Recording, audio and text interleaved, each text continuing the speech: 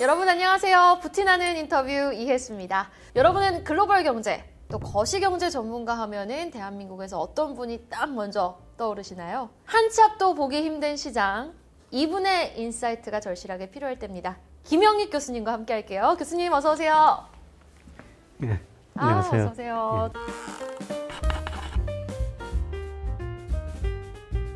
지금 교수님이 보셨을 때 이 한마디는 좀 진리다라는 딱 한마디가 있을까요?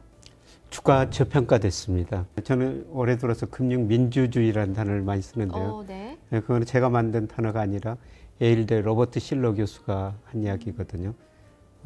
금융으로 모든 국민이 부자가 돼야 된다는 거죠. 주식으로 저는 부자가 될 기회다, 이런 식으로 보고 있습니다. 가장 최근에 말씀하셨던 부분이 4월, 5월, 6월은 어느 정도 조금 상승 여력이 예상이 되지만 3분기부터는 좀 조정을 염두에 둬야 된다라는 말씀을 하셨거든요. 예. 그런데 지금 유가 급등으로 2분기를 시작을 했어요. 예. 그럼에도 불구하고 그 의견에 여전히 맞다고 좀 고수를 하시겠습니까? 예, 저는 올해 주가 전망하면서 특히 4, 5월이 좋을 것이다. 이때까지는 주식 보유하고 그다음에 3분기에는 좀 조정을 거치고 다시 4분기에 오를 것이다. 올 한 해 주가 전망을 이렇게 하고 있는데요. 그 견해 계속 유지하고 있습니다. 물론 최근에 오펙 플러스가 감산해가지고 유가가 올랐는데요. 예, 저는 유가 80달러에서 크게 벗어나지 않을 거라고 생각하고 있어요. 예, 그만큼 지금 미국을 중심으로 세계 경제 성장이 둔화되고 아마 원유 수요도 둔화될 겁니다. 일부에서는 지금 100달러 전망도 나오고 있는데요. 네. 최고 올라봤자 한 90달러. 80달러를 크게 넘어서지는 평균적으로는 그렇게 보고 있습니다. 그러면은 물가에게 좀 직접적으로 주는 타격도 제한적이겠네요. 물론 유가가 100달러가 하면은 물가 상승률이 높아질 거로 생각하는데, 근데 미국이나 우리나라 지금 물가 상승률 많이 낮아지고 있거든요. 통계청에서 우리 3월 소비자 물가를 발표됐는데요. 4.2%. 물론 코아 소비자 물가는 4.8% 높습니다만은 저는 12월 가면은 2% 후반 혹은 중반까지도 떨어질 수 있다고 보고 있어요. 그럼 미국 시장 얘기도 잠깐 한번 해볼게요. 네. 전반적으로 지금 굉장히 혼조 양상이 짙은 시장인데 미국 지수는 어떻게 보세요? 미국 주가는 아직도 제가 평가하면 한 10% 정도 가대평가됐어요. 미국 경기가 현재까지는 좋은데요. 그러나 저는 2분기 중후반 가면서 미국 소비가 감소하리라고 보고 있어요. 미국 소비가 감소한 이유는 4가지 정도로 보고 있는데요. 네. 첫 번째로 미국 가계 저축률이 많이 낮아졌어요. 가계가 모아둔 돈 많이 써버리고 있다는 겁니다. 그리고 우리나라도 그렇지만 물가는 올랐는데 임금 상승률이 그보다 낮아요. 네. 실질 가처분 소득이 정체 상태고요. 작년에 주가 떨어지고 올해 집값 떨어지고 있습니다. 부가 줄어들고 있어요. 소비가 줄어들 수밖에 없고요. 그다음에 작년 3월부터 미 연준이 금리를 많이 올렸는데 금리를 올리면 1년 정도 시차를 두고 소비에 많은 영향을 주거든요. 아마 2분기 후반 3분기 모든 경제 지표, 소비, 고용 지금은 좋은데요. 다 안 좋을 거로 보고 있습니다. 그러면서 3분기에는 미국 주식시장에서 한번 충격이 올 것 같아요. 그러면 우리 주가도 미국 주가하고 방향은 같거든요. 그쵸. 우리는 저평가됐으니까 미국 주가보다 상대적으로 덜 떨어지는데 그래서 미국 주가가 10% 떨어지면 우리 주가는 한 5% 정도, 이 정도는 떨어질 수가 있죠. 3분기에는 조금 리스크 관리를 하시는 게 좋을 것 같고요.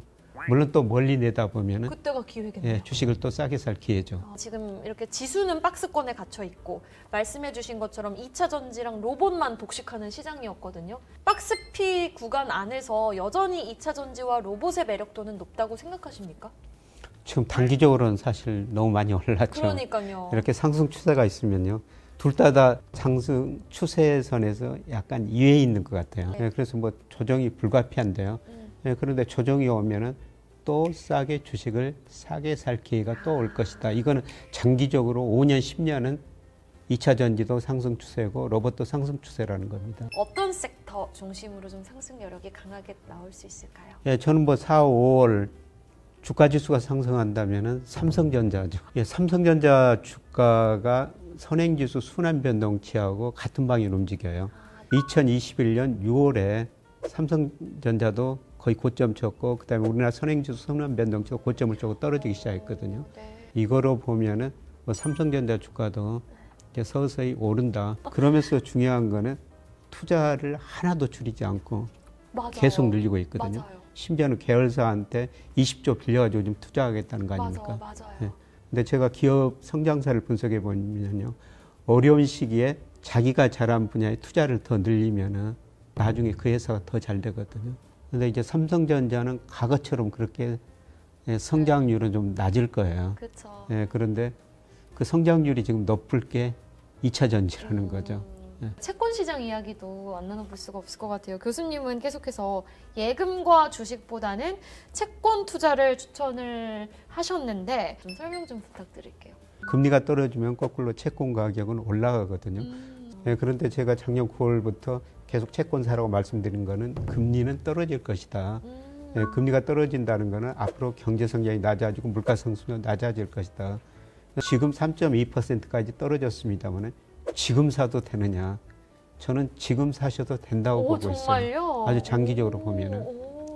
예, 금리를 결정하는 가장 중요한 요소가 경제 성장률이거든요. 네. 근데 우리 잠재 성장률이 우리 경제가 성장할 수 있는 능력이 지금 1% 후반으로 진입하고 있어요. 그럼 만기가 긴 채권 사시면은 금리가 떨어질 때는 만기가 긴 것들이 더 가격이 더 올라가거든요. 네. 최소한 채권은 원금은 보장된다는 겁니다. 그래서 저는 정말 젊은 분들한테 원금 보존이 중요하다. 그래서 채권 투자 좀 하셔야 된다. 예, 그리고 꼭 분산 투자를 하셔야 된다. 주식도 하고 채권도 하셔야 된다. 무조건 나눠 담아야 된다. 예.